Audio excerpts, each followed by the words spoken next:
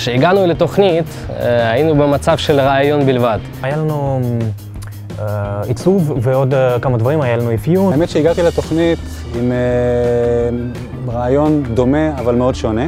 אנחנו מפתחים מערכת תזכרות בין אדם אחד לאדם אחר.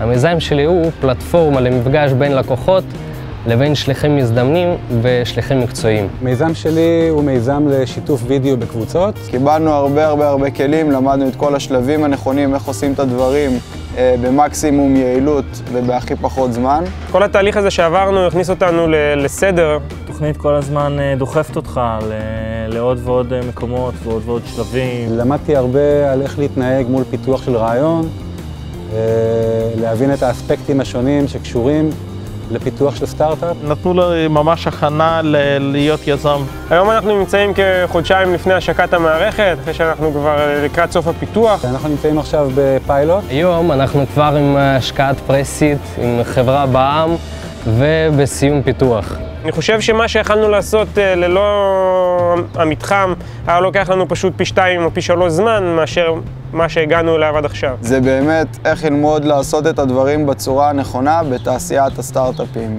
זה הבסיס לכל מיזם. יש פה אנשים עם הרבה מאוד ידע שמאוד שמחים לחלוק את הידע איתנו. מרגע החלום ובעצם עד להשקת בטא. אני חושב שמעבר לזה גם הייתי לוקח את היכולת ליצור קשרים ואת מעגל הנטוורקינג שיצרתי פה במתחם לאורך החודשים האחרונים. זה פרייסלס, זה דברים שאולי לא הייתי מצליח להשיג במקומות אחרים, וזה אני אנצור איתי תמיד. לא חשבתי על אפילו 10% ממה שנתנו לנו פה.